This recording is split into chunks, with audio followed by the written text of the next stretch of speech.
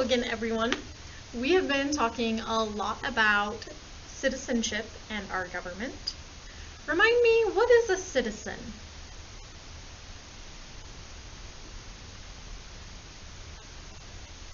You've got it.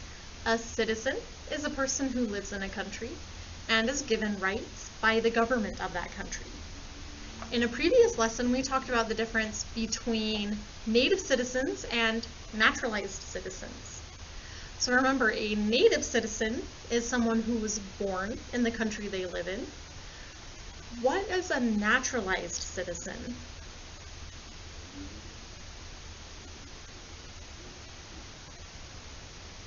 You've got it. A naturalized citizen is someone who was born in a different country and then moved to the country. To become a naturalized citizen, to gain citizenship to the United States, there are lots of things that you have to do.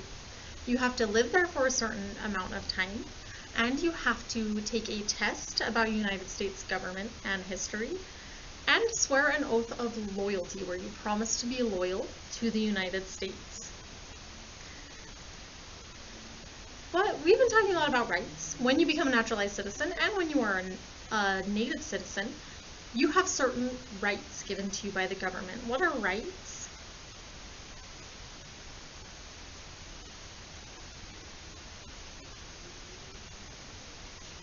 Rights are freedoms belonging to a person that the government cannot and should not take away. We talked about a very important piece of paper yesterday, the Constitution. A big part of the Constitution is the Bill of Rights. The Bill of Rights is a list of rights that American citizens have that the government cannot take away. Through the Constitution, the Bill of Rights, and the amendments to the Constitution, American citizens' rights are protected. When we are citizens, when someone becomes a citizen, or if they are a native citizen already, there are certain responsibilities that they have to take on along with these rights. Remember, responsibilities are things that other people depend on you to do. So to be a citizen of the United States, you get rights or freedoms that you get to have that no one can take away, but you also have to have responsibilities to your country. Yesterday we talked about those rights. Today we're going to talk about those responsibilities and things that citizens need to do. Before we do that though, of course, we're going to go over our vocabulary words. Guaranteed. If something is guaranteed, that means it is a sure thing, that it is promised to someone, or that someone has promised that something will be done. The seller at the bookstore guaranteed that the book I wanted to read would be delivered tomorrow. We've been talking a lot about the U.S. government and the Constitution. What kinds of things are U.S. citizens guaranteed by the government and the Constitution?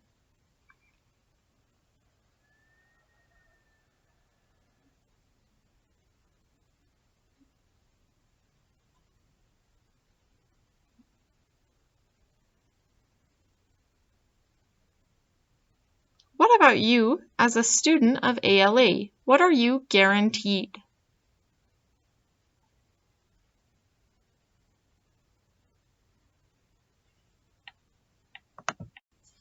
Jury. A jury is a group of people who listen to facts during a trial and decide whether the person on trial is guilty or not guilty. The jury listened carefully to both sides of the argument and found the man not guilty of trespassing. Refugees. Refugees are people who flee from their home country to a foreign country for safety. Many refugees leave their homelands because their government does not treat them fairly. For a long time now, you have been learning about the history of the United States. You heard about Native Americans who were living here before Europeans arrived. You learned about those Europeans who explored North and South America, and you also learned about the Pilgrims who left Europe on the Mayflower because they wanted to practice their religion freely. Then you learned how much later George Washington, Thomas Jefferson, James Madison, and other leaders started a new nation called the United States of America, and about how difficult it was to create a new type of government for this new nation. You learned about Thomas Jefferson's great Declaration of Independence and James Madison's brilliant Constitution and Bill of Rights. These founding fathers believed they were doing the right thing for this new nation, and their hard work continues to serve our country today. You have also learned about immigrants, people who leave their home country to settle in a different country. Even today, immigrants are still coming to the United States. Why are immigrants still coming to the United States?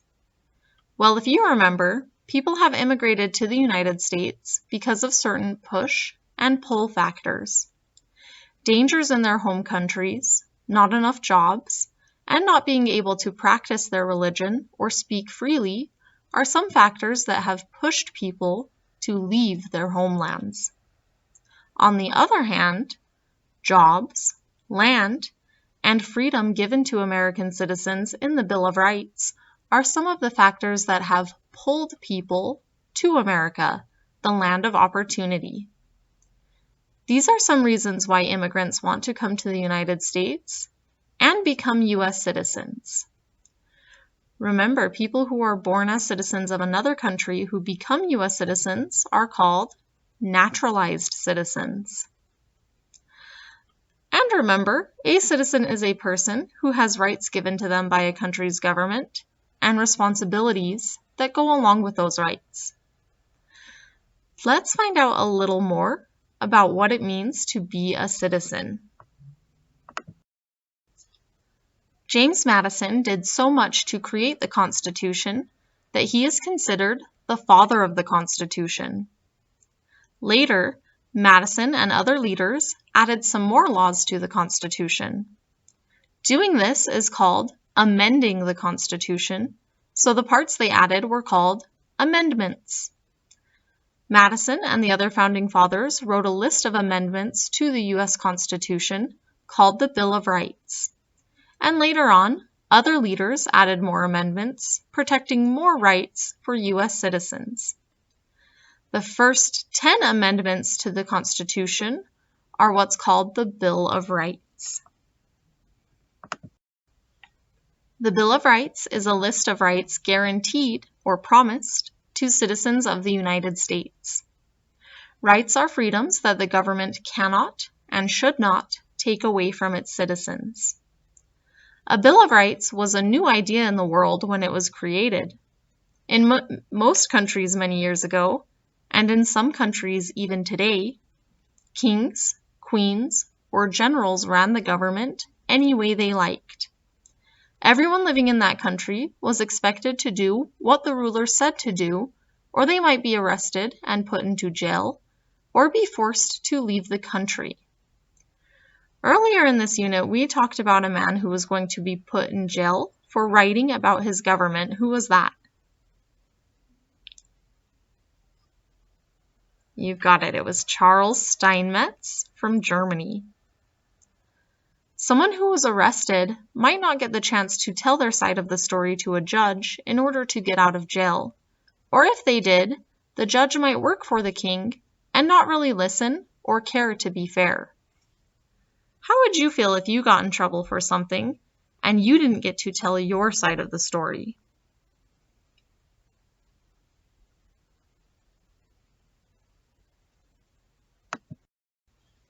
In the United States, however, laws are supposed to protect citizens from such problems.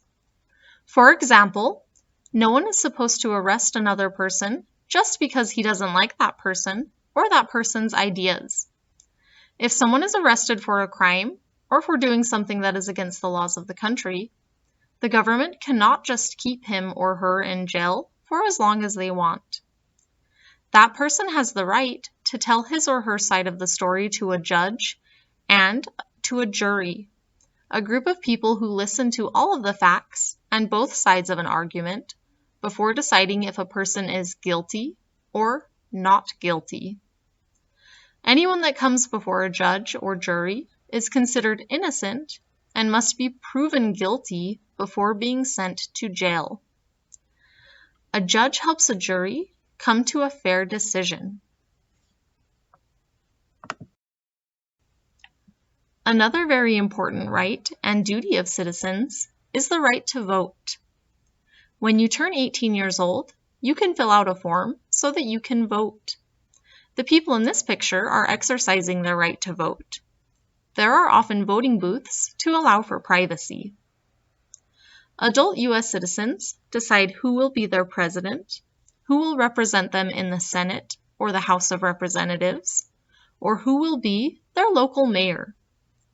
These are all jobs that are part of running our government.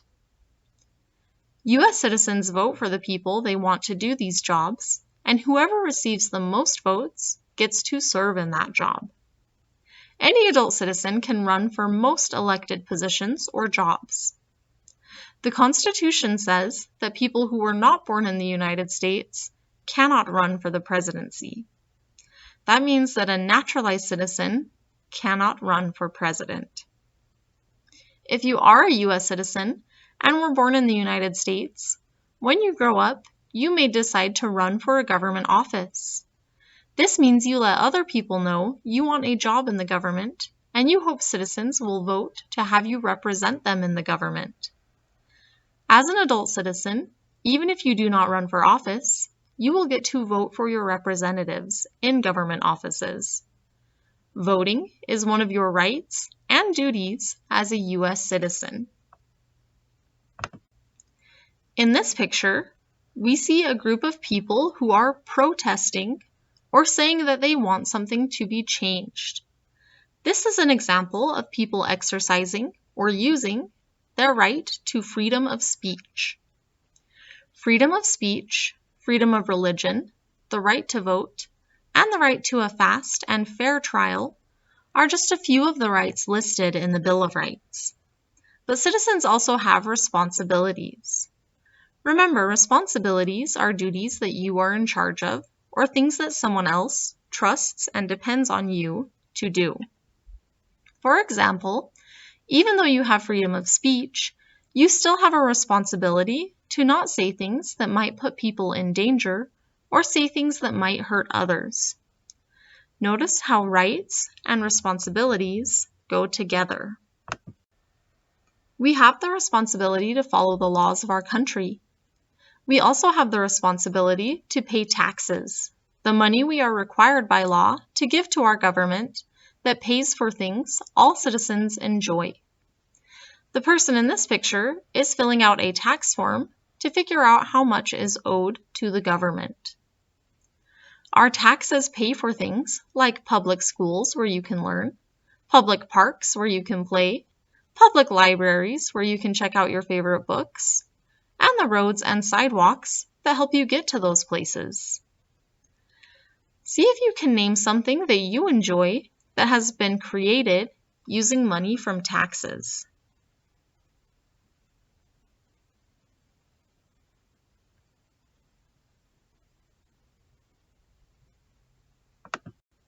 When the United States began, few countries offered so many rights to their citizens. After the people of the United States decided to make these rights a part of their country's laws, citizens of many other countries decided that they wanted the same rights and freedoms. Citizens around the world insisted on new laws to protect their rights, and many countries changed their laws. However, this did not happen everywhere. Even today, people in many nations do not enjoy the same rights that citizens enjoy here in the United States.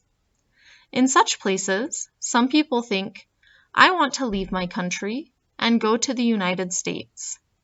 There I will be free to decide what I want to do or say. I will not have to be afraid that the government leaders will punish me just for disagreeing with them.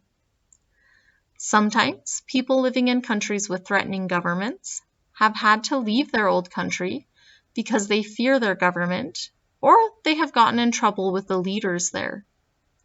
If there is a war, people may have to leave and move to other countries because they are no longer safe.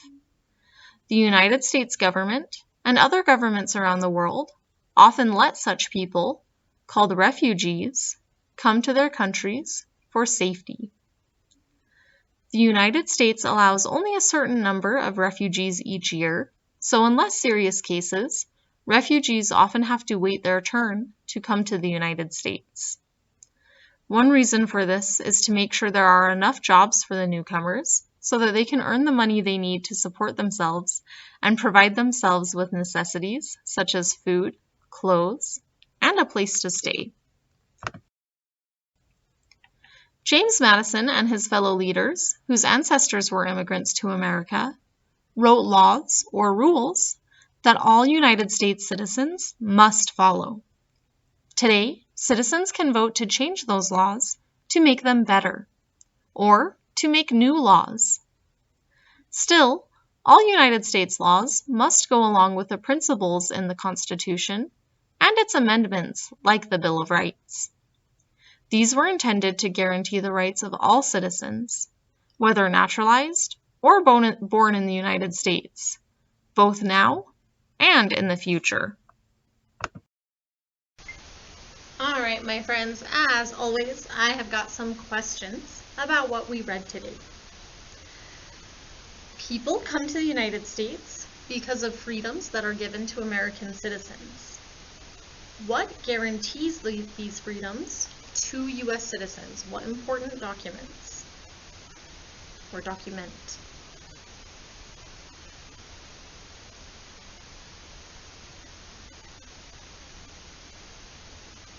You've got it. The important document that guarantees freedoms for American citizens is the Constitution, specifically the Bill of Rights that is in our Constitution. What is the Bill of Rights?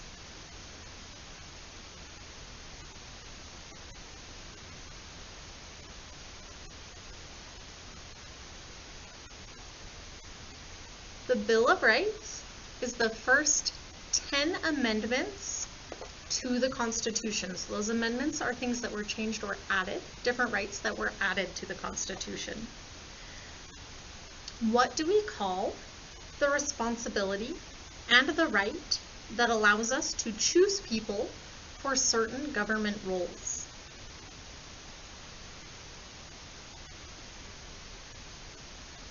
That would be the right to vote. Turn and tell whoever is helping you today, how do you think your life might be different if the U.S. Constitution did not guarantee citizens freedom of speech or freedom of religion? Turn to whoever you're working with today and tell them how your life would be different if the Constitution did not guarantee freedom of speech or freedom of religion. Go ahead and pause this video until you're finished wrapping up that conversation. I'm going to jump over to my computer. We're going to do one more thing today, and then we'll do our assignment for today. On this page, we have the lyrics to the Star-Spangled Banner. The Star-Spangled Banner is our national anthem. A national anthem is a patriotic song often sung at special public events, and our national anthem is the official song of our country. The Star-Spangled Banner is a symbol of our country, just like the Statue of Liberty is. We talked a little bit about the Star-Spangled Banner when we talked about the War of 1812. The Star-Spangled Banner began as a poem. The lyrics to the Star-Spangled Banner were written as a poem in 1814 by a lawyer named Francis Scott Key. Francis Scott Key wrote the poem after seeing a battle between Great Britain and the United States fought many, many years ago during the War of 1812. This poem was so popular, it was put to music and eventually became the national anthem of the United States. I'm going to read those lyrics for you. I want you to think about how you are feeling as you're listening to those lyrics. I also want you to think about how immigrants would feel when listening to and singing this song. All right. Oh, say can you see by the dawn's early light what so proudly we hailed at the twilight's last gleaming, whose broad stripes and bright stars through the perilous fight o'er the ramparts we watched were so gallantly streaming, and the rocket's red glare, the bombs bursting in air, gave proof through the night that our flag was still there. Oh, say does that star-spangled banner yet wave o'er the land of the free and the home of the brave. All right, friends, I hope you saved all of those puzzle pieces. We are going to use them today to make our puzzle. On this one, you will want to print them out in order to put them together. If you have some kind of cutting program on your computer that will let you cut them digitally, that's fine too. On this assignment, if you do not want to print them out or you do not have the capability of printing them out, this is not a required assignment. So if you cannot or do not want to print them out and put your puzzle together, that is more than okay. If that's the case, then there's nothing that you need to turn in today, but we'll talk about something you do need to do after we talk about our puzzle. If you do choose to do your puzzle, you'll notice that every single puzzle piece has a number at the top of the page. I'm going to show you my puzzle that I put together. I wrote those numbers on the top of each piece so that you can see where those pieces need to go.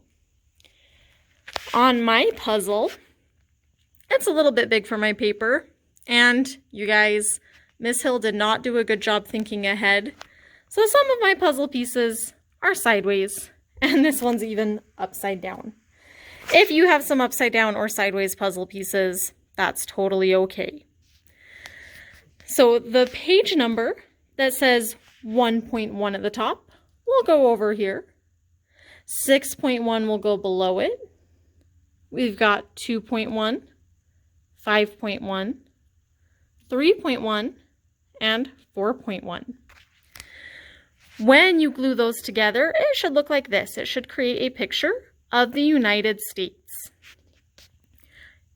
If you would like to finish your puzzle piece, your teachers would love to see it.